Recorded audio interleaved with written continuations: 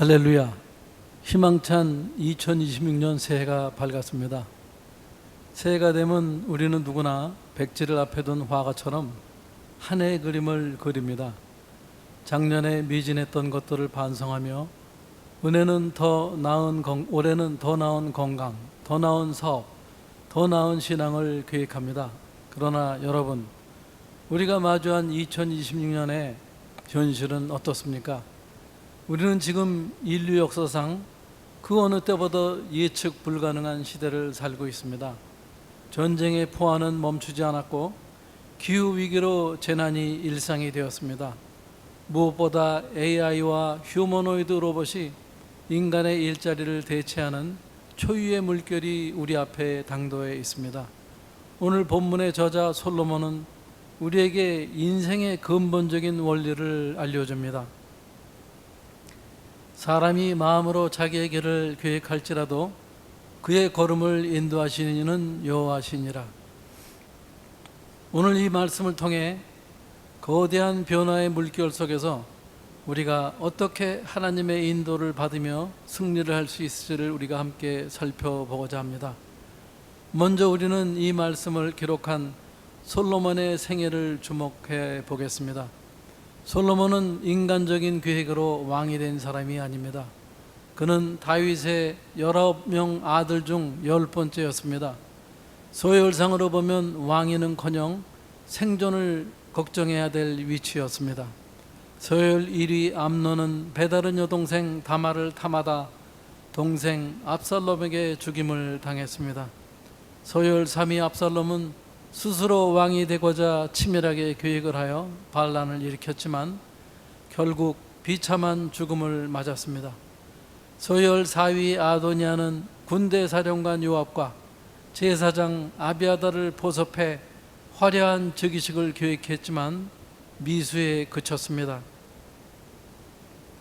압살롬과 아도니아의 계획은 화려했으나 하나님의 인도는 솔로몬에게 있었습니다. 솔로몬이 왕이 된 후 기브온 산당에서 1000번제를 드립니다. 그때 하나님께서 내가 네게 무엇을 줄까라고 물으셨을 때 그는 자신의 부귀나 장수가 아니라 듣는 마음, 즉 지혜를 구했습니다. 솔로몬은 알았습니다. 자기의 힘과 계획만으로 이 백성을 다스릴 수 없음을 말입니다. 여러분, 우리 인생도 마찬가지입니다. 내 머리로 짠 완벽한 시나리오가 내 인생을 보장하지 않습니다. 하나님의 마음에 합한 자가 되어 그분의 인도하심을 받는 것이 우리 인생의 가장 확실한 길임을 믿으시기 바랍니다. 아마도 솔로몬은 자신이 서열상 왕이 될 수 없을 것 같았는데도 불구하고 하나님의 계획에 따라 왕이 된 후 깊은 깨달음을 잠언 16장에 기록한 것 같습니다. 이제 우리가 직면한 현실을 살펴보겠습니다. 앞서 말씀드린 대로 지금은 4차 혁명의 정점에 있습니다. 성경 말씀은 세상에 함몰되지 말라고 합니다. 믿는 사람들은 세상과는 다른 하나님 관점의 가치관을 가져야 합니다. 세상적인 방법이 아니라 하나님의 방법으로 거칠게 부딪혀오는 이 세상의 물결을 이겨내야 합니다. 산업혁명의 역사를 한번 돌아보겠습니다. 제1차 산업혁명은 근육을 대신하는 기계를 발명한 제임스 와츠의 전기기관이 등장하면서 인간과 동물의 힘에 의존하던 생산 방식이 기계로 대체가 되었습니다. 면직물 공장이 세워지고 기차가 달리면서 물류혁명이 일어났습니다. 사람들은 일자리를 찾아 농촌에서 도시로 몰려들었고 현대적인 도시의 개념이 생겨났습니다. 2차 산업혁명은 대량 생산의 시대입니다. 전기가 보급되고 헨리포드가 컨베이어 벨트 시스템을 도입하여 제품을 대량으로 생산하기 시작했습니다. 누구나가 다 자동차를 타고 전등을 켜는 그런 소비의 시대가 열렸습니다. 대기업들이 등장하고 전문 경영인과 사무직 노동자라는 새로운 계층이 형성되었습니다. 제3차 산업혁명은 지능의 보조, 자동화, 컴퓨터와 인터넷의 보급으로 정보의 디지털화가 이루어졌고, 공장은 로봇에 의해 자동화가 됐고, 사람들은 물리적인 공간을 넘어 전 세계와 실시간으로 소통하게 되었습니다. 육체 노동보다는 정보와 데이터를 다루는 능력이 중요해진 시기입니다. 제4차 산업혁명은 융합과 인공지능, 지능과 사물 인터넷, 로봇 공학이 결합하여 기계가 스스로 판단하고 학습하는 단계에 이르렀습니다. 현실 세계의 모든 정보가 가상 세계와 실시간으로 연결이 됩니다. 단순한 자동화를 넘어 개인 맞춤형 서비스가 지배하는 그런 세상으로 변하고 있습니다. 산업혁명이 거듭될수록 변화의 속도는 점점 빨라지고 있습니다. 1차에서 2차로 가는데 약 100년이 걸렸지만 3차에서 4차로 넘어오는 데는 불과 수십 년밖에 걸리지가 않았습니다. 이제 우리가 직면한 AI의 지식 용량은 전 세계의 정보를 다 담을 수가 있습니다. 반면에 우리의 지식 용량은 제한적입니다. 사람이 책을 아무리 많이 읽어도 10만 권을 넘기기가 힘듭니다. 그런데 전 세계에서 쏟아지는 책과 논문, 출판물, 인터넷 데이터는 그 양이 어마어마합니다. 사람은 결코 그 많은 데이터를 다 받아들일 수가 없습니다. 이전 세대는 자기 머리로, 자기 계획으로, 또 자기의 노력으로 세상에서 틈새를 찾을 수가 있었습니다. 니치라고 하는 이 사각지대를 찾아서 나름대로 자리를 잡을 수가 있었습니다. 그러나 이제는 게임의 방식이 바뀌었습니다. 화이트 칼라 직종은 비교 불가의 최강 AI와 경쟁을 해야 됩니다. 24시간 쉬지 않고 일할 수 있는 휴머노이드와 하루 8시간의 제한된 노동을 하는 사람이 같은 조건에서 경쟁을 할 수가 없습니다. 그러나 여기서 우리는 질문을 해야 됩니다. 정말 AI가 모든 것을 대체할까요? 아닙니다.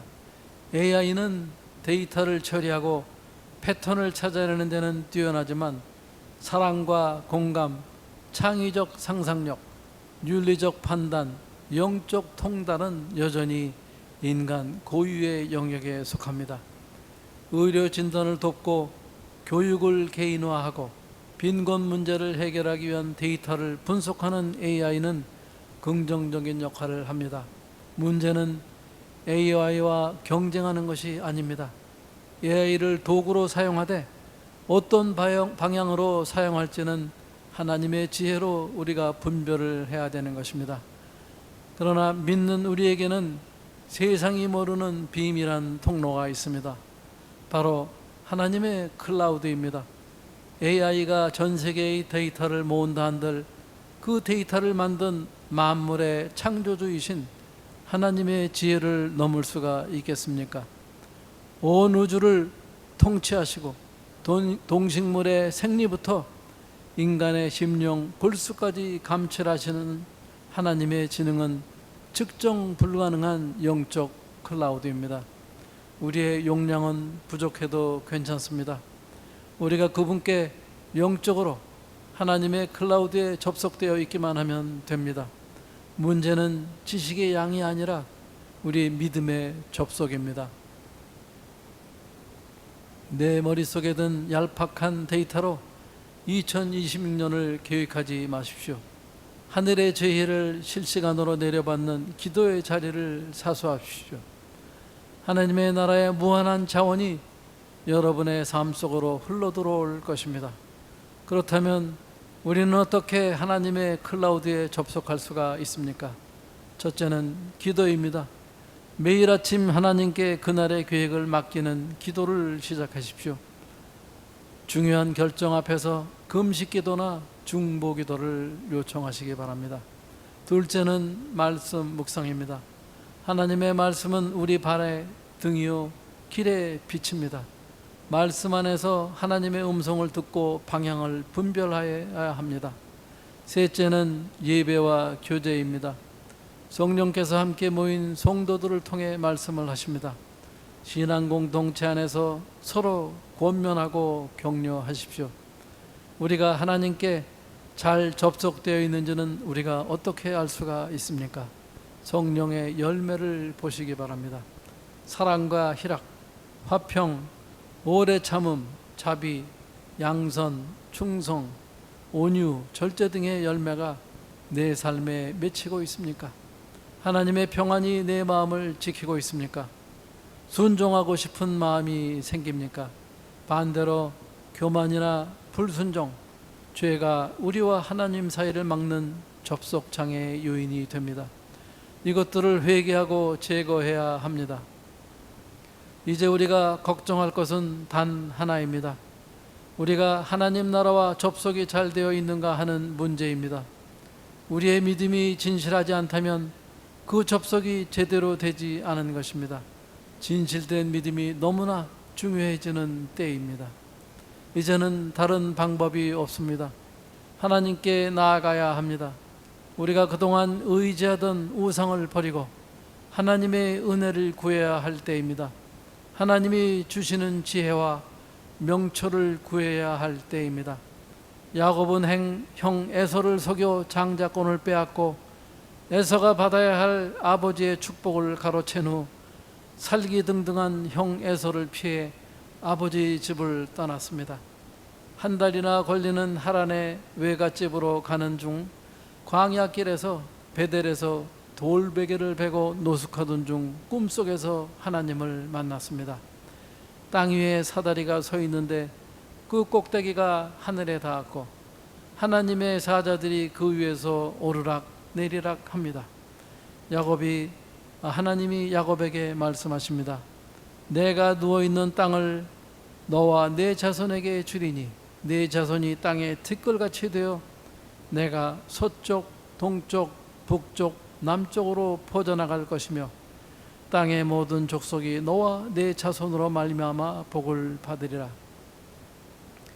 야곱은 가장 힘들고 지쳐 있을 때 하나님 나라의 클라우드에 접속이 되었습니다. 하나님의 임재와 함께 하나님의 크신 축복의 말씀을 들었습니다. 하나님의 인도하심을 받기 위해 우리에게 필요한 실제적인 태도가 있습니다. 바로 힘을 빼는 것입니다. 모든 운동의 고수들이 한 목소리로 하는 말이 있습니다. 힘 빼는데 3년 걸린다는 것입니다. 골프든 수영이든 복싱이든 몸에 잔뜩 힘이 들어가면 근육이 경직됩니다. 그러면 반응 속도가 느려지고 결국은 부상을 당할 위험이 있습니다. 힘을 뺀다는 것은 흐느적거리라는 것이 아닙니다. 내 불필요한 고집과 긴장을 버리고 필요한 근육, 우리의 경우는 믿음을 사용하는 상태를 말합니다. 우리 신앙생활도 마찬가지입니다. 내 계획이 너무 강하고 내 자아가 너무 팽팽하게 긴장되어 있으면 하나님께서 개입하실 틈이 없습니다. 제가 목사 안수 받기 전에 교회 담임 목사님이 저에게 물으셨습니다. 목사 안수를 받으실 것입니까? 제가 예라고 대답했습니다. 목사님이 다시 물으셨습니다. 무슨 계획이 있습니까? 없습니다. 아니 그래도 계획이 있으셔야 할 텐데요. 이때 제 머릿속에 예전에 직장에 다닐 때 저의 전임자와 시카고에서 나누었던 대화가 생각이 났습니다. 이분이 회사를 퇴사하기 전에 여러 가지 사업 계획이 있었는데 계획대로 된 것은 없고 전혀 엉뚱한 것으로 사업을 하고 있다고 했습니다. 저도 다니던 회사를 떠나 사업을 시작할 때 계획이 있었습니다. 그러나 계획한 일들은 자꾸 막히고 계획하지 않았던 일들이 열리는 경험을 했습니다. 그때 생각을 했습니다. 세상 일도 자기 계획대로 되지 않는데 하물며 하나님의 일이 내 계획대로 될까 하는 생각이었습니다. 그래서 결심을 했습니다. 늦은 나이에 시작하는 하나님의 일이니 내 생각은 좁고 하나님이 열어주시는 길 따라 하나님이 만나게 해주시는 분들과 함께 가겠다고 말합니다. 지금 여기 계신 우리 성도님들이 바로 하나님이 만나게 해주신 분들입니다. 성도 여러분, 여러분의 2026년 계획서에서 여러분의 손에 들어간 힘을 조금 빼보시기 바랍니다. 내가 이 사업을 반드시 일으켜야 해라는 그런 강박의 힘을 빼십시오. 내가 내 자녀를 내 뜻대로 만들어야 한다는 그런 통제의 힘을 빼시기 바랍니다. 내가 모든 것을 알고 준비해야 하라는 그런 교만의 힘을 빼십시오. 여러분들이 힘을 뺄 때 비로소 하나님의 전능하신 손이 여러분의 인생 핸들을 잡으실 수가 있습니다. 우리는 너무 자신을 믿는 자기 확신에서 벗어나야 합니다. 하나님이 계신데 자기 혼자의 생각과 계획으로 밀어붙일 수 있다고 될 수가 없습니다. 우리는 향방을 모르고 헤매는 것이고 하나님은 우리를 정조준하게 인도하실 수가 있습니다. 다만 우리의 힘을 빼야 합니다. 본절 3절은 약속합니다. 너의 행사를 여호와께 맡기라. 그리하면 내가 경영하는 것은 이루어지리라. 맡긴다는 것은 포기하는 것이 아닙니다. 최고의 전문가이신 우리 하나님께 내 인생의 경영권을 위탁하는 것입니다. 2026년 세상은 더 거칠게 변할 것입니다. AI는 더 똑똑해지고 경제는 더 예측 불가능해질 것입니다. 전쟁과 기후재난이 끊임이 없습니다. 그러나 두려워하지 마십시오. 우리의 걸음을 인도하시는 이는 여호와이십니다. 성경에는 위기의 시대에 하나님의 인도로 승리한 사람들이 있습니다. 모세는 40년을 광야에서 장인 이드로의 양떼를 치다가 하나님의 부르심을 잊고 이스라엘 민족을 애굽에서 구해냈습니다. 모세가 이스라엘 민족을 구해내겠다는 계획을 세운 적이 없습니다. 요셉은 애굽의 종으로 팔려갔다가 시위대장 보디발의 신임을 얻어 가정 총무를 하다 보디발 부인의 모함을 받고 감옥에 갇혔습니다. 요셉은 애굽 왕 바로의 꿈을 해석해주고 총리로 발탁이 되었습니다.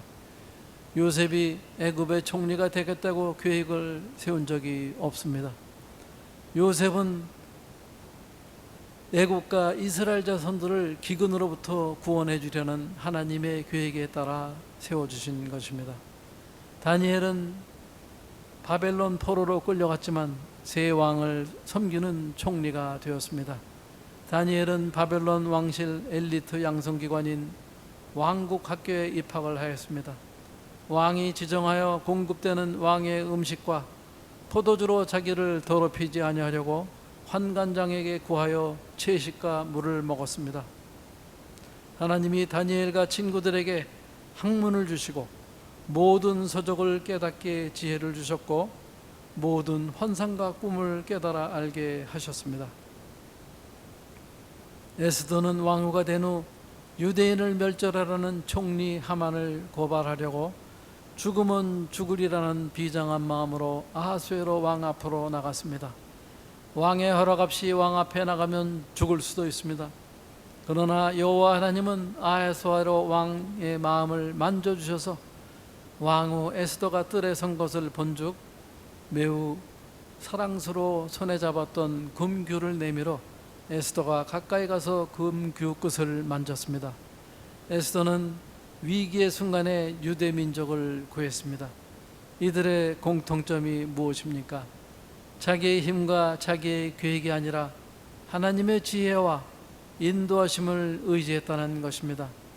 우리도 이 시대에 하나님의 지혜로 빛과 소금의 역할을 감당할 수가 있습니다. AI가 할 수 없는 일, 곧 사랑으로 이웃을 섬기고 정의를 실천하며 진정한 공동체는 세우는 일을 우리가 할 수 있습니다. 우리의 마음을 하나님께 활짝 열어드리십시다. 내 힘을 빼고 그분의 흐름에 몸을 맡기십시다. 하나님 나라의 클라우드에 접속하여 세상이 줄 수 없는 지혜를 공급받으시기 바랍니다. 우리가 하나님을 기쁘게 하면 하나님께서는 우리의 원수라도 화목하게 하시고 적은 소득이라도 공유를 겸할 때 큰 복이 되게 하실 것입니다. 이 믿음으로 2026년 한 해 하나님의 인도하심 속에 승리하시는 모든 새로운 교회 성도님들이 되시기를 주님의 이름으로 축원드리겠습니다. 기도하겠습니다. 하나님 아버지, 감사합니다. 2026년 새해를 주셨습니다. 이 시간도 우리의 것이 아니라 하나님의 선물입니다. 주시지 않으셨다면 누릴 수 없는 귀한 생명의 시간입니다. 귀한 시간을 우리의 계획대로만 살아갈 것이 아니라 하나님의 뜻에 따라 하나님의 인도하심을 받으며 살아가기를 간구드립니다. 우리의 힘을 빼게 하시고 하나님의 클라우드에 접속하게 하시옵소서. 매일 아침 주님께 그날을 맡기며 말씀 안에서 지혜를 구하며 성령의 인도하심을 따라 살게 하여 주시옵소서. AI 시대의 도전 속에서 우리가 사랑과 정의와 공동체로 빛과 소금의 역할을 감당하게 하시옵소서. 또다시 덧없이 지나가는 시간이 되지 않고 귀하게 시간을 사용하여 하나님을 기쁘게 해드리는 우리 모든 새로운 교회 성도님들이 되게 인도하여 주시옵소서. 이 모든 말씀 우리 주 예수 그리스도 이름을 받들어 기도드립니다. 아멘.